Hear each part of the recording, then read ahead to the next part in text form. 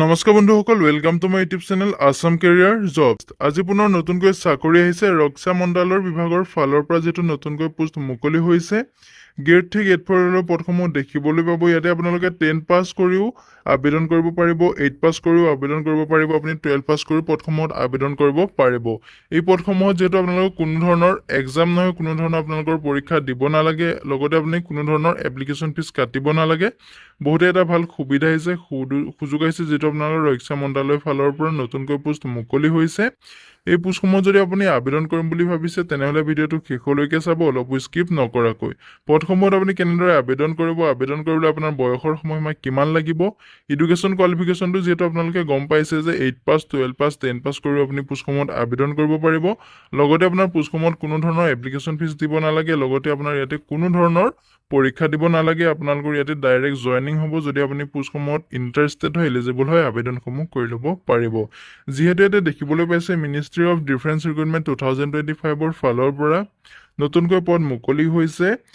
73টা ট্ৰেডমেনৰ post মুকলি হৈছে। যিহেতু 73টা ট্ৰেডমেনৰ পোষ্ট মুকলি হৈছে, যদি আপুনি পদসমূহত আবেদন কৰিব বিচাৰে, ভিডিঅ' ডেছক্ৰিপশ্যনতে মই আবেদনৰ লিংক দিম, তাতে গৈ আপুনি আবেদনসমূহ কৰিব পাৰিব। ইয়াতে মিনিষ্ট্ৰী অফ ডিফেন্স ৰিক্ৰুটমেণ্ট 2025ৰ অভাৰভিউটো দিয়া আছে। আপোনালোকৰ যিটো ভেকেঞ্চিটো আহিছে ৰক্ষা মন্ত্ৰালয় ভৰ্তি 2025ৰ ফালৰ পৰা, যিহেতু ৰক্ষা মন্ত্ৰালয় বিভাগৰ ফালৰ পৰা নতুনকৈ পোষ্ট মুকলি হৈছে।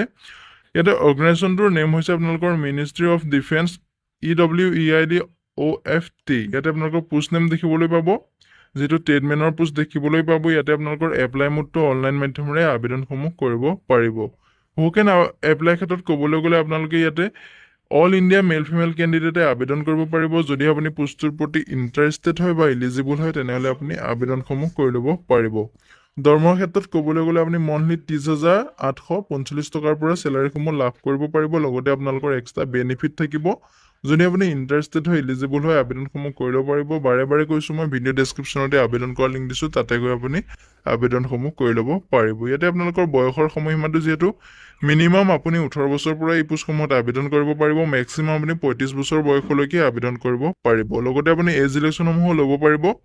যদি আপুনি SC বা ST কেণ্ডিডেট হয়, তেনেহ'লে আপুনি 5 বছৰকৈ এজ ৰিলেশ্যন ল'ব পাৰিব। আৰু যদি আপুনি OBC কেণ্ডিডেট হয় বা MOBC কেণ্ডিডেট হয়, তেনেহ'লে আপুনি 3 বছৰকৈ এজ ৰিলেশ্যন ল'ব পাৰিব। লগতে আপুনি EWS কেণ্ডিডেট হ'লে আপুনি ইয়াতে 10 বছৰকৈ এজ ৰিলেশ্যন ল'ব পাৰিব। যিহেতু মই প্ৰথমতে কৈছোঁ, এই পোষ্টসমূহত আপোনালোকে কোনো ধৰণৰ এপ্লিকেশ্যন ফিজ দিব নালাগে। General, OBC, SC, ST, PWD যিটো কাষ্টৰে নহওক কিয় বা আপুনি যিটো ডিপাৰ্টমেণ্টৰে নহওক কিয়, আপুনি ইয়াতে কোনো ধৰণৰ এপ্লিকেশ্যন ফিজ দিব নালাগে। লগতে আপোনালোকৰ চিলেকশ্যন প্ৰচেছটো মই যিহেতু কৈছোঁ, কোনো ধৰণৰ এক্সাম নহয়, ইয়াতে ন' এক্সাম লিখা আছে। আপোনাৰ যিটো মাৰ্ক আছে, মাৰ্কটোৱে আপোনাৰ এটা মেৰিট লিষ্টটো মাৰিব। লগতে আপোনাৰ এডুকেশ্যন কোৱালিফিকেশ্যনটো যিহেতু গম পাইছে যে 8 পাছ 10 পাছ কৰিও আপুনি এই পোষ্টটোত আবেদন কৰিব পাৰিব। যদি আপুনি 12 পাছো কৰিছে, তেতিয়াও আপুনি পোষ্টটোত আবেদন কৰিব পাৰিব।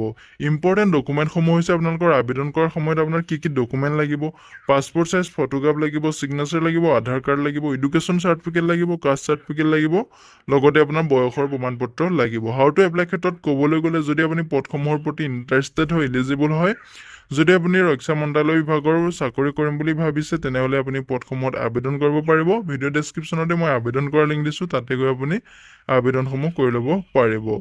ইম্পৰ্টেণ্ট ডেটটো হৈছে আপোনালোকৰ, যিহেতু এই পোষ্টসমূহত আবেদন প্ৰক্ৰিয়াটো ষ্টাৰ্ট হৈছিলে 23 আগষ্টৰ তাৰিখৰ পৰা আবেদন প্ৰক্ৰিয়াটো ষ্টাৰ্ট হৈ গৈছিলে, আৰু লাষ্ট ডেটটো আপোনালোকৰ 21 ছেপ্টেম্বৰলৈকে লাষ্ট ডেট আছে। যদি আপুনি এতিয়াও আবেদন কৰা নাই, আবেদনসমূহ কৰি ল'ব পাৰিব। আজিলৈ ভিডিঅ'টো ইমানেই আছিলে। যদি ভিডিঅ'টো চাই ভাল পালে এটা লাইক কৰিব, আৰু মোৰ চেনেলটোলৈ যদি প্ৰথমবাৰ কাৰণে আহিছে, তেনেহ'লে চেনেলটো ছাবস্ক্ৰাইব কৰিবলৈ নাপাহৰিব। লগতে ভিডিঅ' ডেছক্ৰিপশ্যনত মই হোৱাটছআপ চেনেলৰ লিংক দিছোঁ, তাতে গৈ আপুনি হোৱাটছআপ চেনেলটো ফ'ল' কৰি ল'ব, যাতে প্ৰতিদিনে জবৰ আপডেটসমূহ সকলোতকৈ আগতীয়াকৈ পাই থাকিব পাৰে। লগতে ভিডিঅ'টো হাইপ কৰি দিব, যাতে সকলোলৈকে ভিডিঅ'টো যাব পাৰে বা সকলোৱে চাব পাৰে। জবৰ আপডেটসমূহ যাতে সকলোৱে এই চেনেলৰ দ্বাৰা পাই থাকিব পাৰে, তাৰ কাৰণে আপোনালোকে ভিডিঅ'টো হাইপ কৰি দিব, আৰু ভিডিঅ'টো সকলো বন্ধু বান্ধৱীলৈ শ্বেয়াৰ কৰি দিব, যাতে প্ৰতিদিনে জবৰ আপডেটসমূহ এই চেনেলৰ দ্বাৰা পাই থাকিব পাৰে। আজিলৈ ভিডিঅ'টো ইমানেই আছিলে। যদি ভিডিঅ'টো ভাল পালে লাইক কৰিবলৈ নাপাহৰিব। যদি মোৰ চেনেলটোলৈ প্ৰথমবাৰ কাৰণে আহিছে, চেনেলটো ছাবস্ক্ৰাইব কৰিবলৈ নাপাহৰিব। জয় হিন্দ, জয় অসম।